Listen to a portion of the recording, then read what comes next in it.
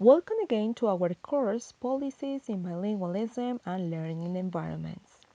As we saw in the previous modules, there are different ways of analyzing educational policies when we talk about the processes of teaching and learning foreign languages in countries.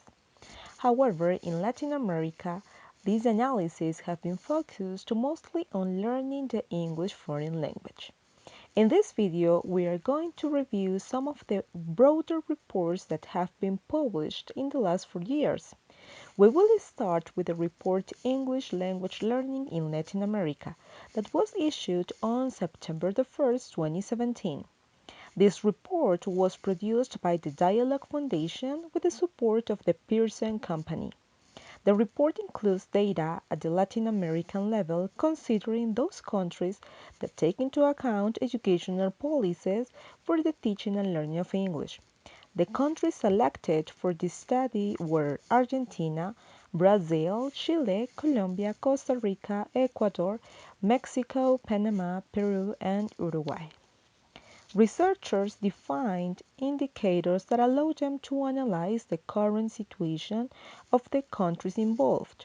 The first indicators group was related to review those aspects of legal foundation of the countries, that is, if the English language was compulsory within the national learning curriculum, and if plans or strategies had been established at the national level to regulate its learning and teaching.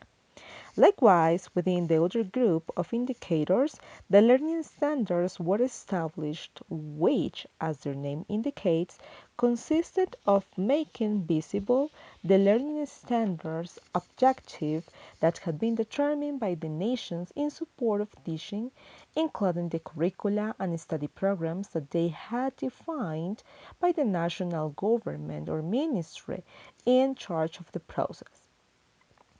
Within the third group of indicators, the performance of the students was taken into account, considering whether a standard or a measurement instrument had been established within the nation, scope goals with respect to the time of projects or plans, or whether the nation had established a way of evaluating the development of linguistic and communicative skills of the language. Finally, there is the group of the latest indicators related to the qualification of teachers. Within these indicators, it was established if the nation had proposed educational standards for teachers, goals in the domain of language, or if it had an instrument in which the domain and qualification of teachers within the nation were evaluated. As you can see in the table, most of the nations evaluated have a legal basis for the teaching and learning of English. In this case, many of the countries have included its learning outcomes within the curricula. However, not all the countries include the design of plans or strategies to meet the goals that have been proposed. Regarding the second group of indicators, it is observed that all the countries have considered and made progress in the establishment of standards and learning objectives for the teaching and learning of the language. But not all of them have actually defined the support for teaching including these guidelines within the curricula or study programs. Likewise, regarding students' performance, 7 out of 10 nations have established a measurement standard to assess student progress in the level of proficiency in the language. However, 3 of the countries have established an evaluation to demonstrate the dominance of the students, and in fact, 3 of the remaining 7 have made progress towards the effort of defining evaluation instruments that demonstrate the progress of the students. Finally, for the year 2017, the report mentions that only 3 of the 10 countries had successfully faced the possibility of evaluating the mastery of their teachers with respect to the foreign language and the qualification in teaching and in learning skills. However, the rest of the countries were trying to define instruments to demonstrate the qualification of teachers at the national level. Regarding the contextual aspects, This study shows that according to the results of the standardized TOEFL IBT tests, in 2015, most of the applicants had been classified in the basic and intermediate levels, but very few had reached the advanced level or an intermediate level in the knowledge of English foreign language. Likewise, there was a great deficiency in the level of language skills of students in public schools, which could be due to the fact that in many public schools, and especially in primary schools, students do not receive English classes within its component or mandatory curriculum.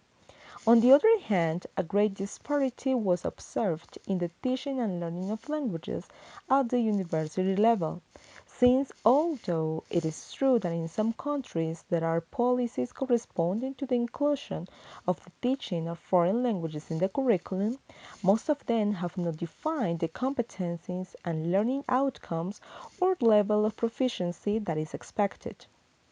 Now, with respect to Colombia, there is a great evidence of most of the compliance with the indicators in the legal foundation.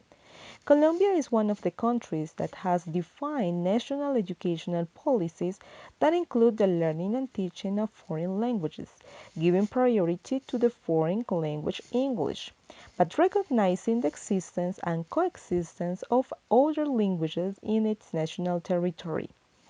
On the other hand, regarding the indicators of learning standards and students' performance, according to this study, Colombia has made great progress in the strategies to measure and support these teaching and learning processes.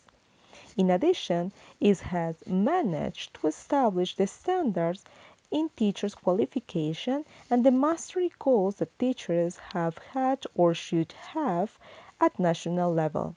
However, there is still work to be done on aspects related to the evaluation and evidence of this qualification of teachers in the national territory. It is worth noting that one of the international references that this analysis of the learning and teaching of English in Latin America follows is related to the objective of the Common European Framework for the Reference of Languages, that at the time correspond to those promulgated in 2002. That is why it is important that our students refer to the original document of the report so that they can consult the other information that could be included in this study and can also update the perceptions and results with a complement to the Common European Framework published in 2020. Within the classroom of the course, you will find direct access to the document so that it can be taken into account within their study, the material that you are going to use inside the theoretical foundation and the analysis of the educational policy. To conclude, the previous studies highlighted the importance of policy analysis, offering suggestions in decision-making by policymakers, which highlights the relevance of the academic space that you, our students, have studied this semester. Do not forget that a good analysis should be continuously carried out by different stakeholders, and it must consider the different voices of teachers, students, parents, and other representatives. Well, we come to the end of the Module 3. It was a pleasure to be with you during this learning process up to this point.